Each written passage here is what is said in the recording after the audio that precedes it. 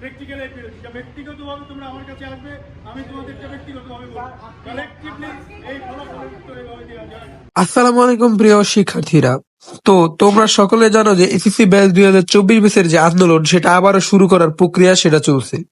তো দেখা যাচ্ছে যে আমাদের যে ফেসবুক পেজ যে গ্রুপ রয়েছে তো সেখানে অনেক ধরনের পোস্ট রয়েছে যে তারা শেষবারের মতো রবিবারে একটি মহা আন্দোলনে ডাক দিয়েছে। আসলে এই আন্দোলনটি কি আসলে হবে, এটা কতটুকু যৌক্তিক, সে নিয়ে আজকের কিছু একটা আলোচনা।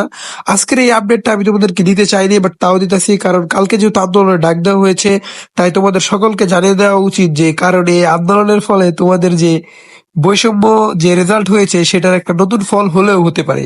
বিভিন্ন চ্যানেলে বলা গেছে যে বিভিন্ন বার্তায় বলা গেছে যে এই ফলাফল এখন পর্যন্ত যে পুনর্নিরীক্ষণের ফলাফল দিয়েছে তা পরিবর্তন হওয়ার সম্ভাবনা শুধুমাত্র শিক্ষার্থীদের উপর। কারণ একজন শিক্ষার্থীরাই পারে যে তাদের যে রেজাল্ট রয়েছে সেটা সম্পূর্ণভাবে পরিবর্তন করে আনতে। কারণ তারা যেভাবে তারা পরীক্ষা দিয়েছে তারা সেটা জানে। কারণ এবার যে চট্টগ্রাম বোর্ড বলো, ঢাকা বোর্ড বলো, সকল বোর্ডে বোর্ড চ্যালেঞ্জের থেকে ফেল থেকে পাশের হার খুবই খুবই কম, যা আমরা সকলেই দৃষ্টি আকর্ষণ করেছি। তো প্রিয় শিক্ষার্থীরা, তোমরা এখানে আরো দেখতে পারবে যে এখানে বর্তমানে কিছু ছাত্ররা রয়েছে যারা এই আন্দোলন থেকে মুখ ফিরিয়ে নিয়েছে, এবং কিছু রয়েছে যেটা খুবই স্বল্প পরিমাণে যারা এই আন্দোলনটি আবার পুনরায় করতে চায় এবং তারা গ্রুপে বিভিন্ন ধরনের পোস্ট করতেছে।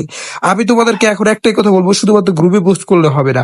আমি যে গ্রুপ থেকে এই ইনফরমেশনটা পেলাম সেই গ্রুপে প্রায় দেখা গেল 12-13 হাজারের মতো অডিয়েন্স রয়েছে, মানে 12-13 হাজার মেম্বার। এছাড়াও আর অনেকগুলো গ্রুপ রয়েছে এবং তাদের যে পোস্ট কোড রয়েছে টেলিগ্রামে সেখানে প্রায় 27,000-এর মতো মেম্বার্স রয়েছে। তো এখানে প্রিয় শিক্ষার্থীরা, তার ভিতর থেকে 1 থেকে 2 হাজারও যদি স্টুডেন্টরা মাঠে নামে তাহলে তোমাদের পক্ষে হোক রেজাল্ট পরিবর্তন না হোক, কিন্তু তোমরা যে দাবিটা চেয়েছো সেটা কতটুকু যৌক্তিক তা তোমরা দেখিয়ে তুলতে পারবে। আসলে এখন তোমাদের সামনের দিকে চিন্তা করা উচিত, যে এখনো যে তোমরা আন্দোলন নিয়ে পড়ে আছো সেটা না করাই উচিত। কারণ তোমাদের যে আন্দোলনের যে ফল রয়েছে সেটা খুবই খারাপ হবে এবং এটি তোমাদের ভবিষ্যতে যে বার্তা রয়েছে সেটার উপর প্রভাব ফেলতে পারে। তো তোমরা সকলেই আন্দোলন যদিও থাকে, তোমরা পাশের চিন্তা না করে বা কোনো কিছু পাওয়ার চিন্তা না করে শুধুমাত্র তাদের ভুল ধরিয়ে দেওয়ার জন্য আন্দোলনগুলো চালিয়ে যাও এবং সামনের বছরের জন্য সকলে সুন্দরভাবে প্রস্তুতি নাও। এটা আমার তোমাদের প্রতি যে কথা, বা আমি বলতে পারো বড় ভাই হিসাবে একটা কথা বললাম। তো সেটা তোমরা মাথায় রেখে সামনের বছরের জন্য প্রস্তুতি নাও। সবাই সুস্থ থাকবে, ভালো থাকবে। আল্লাহ হাফেজ।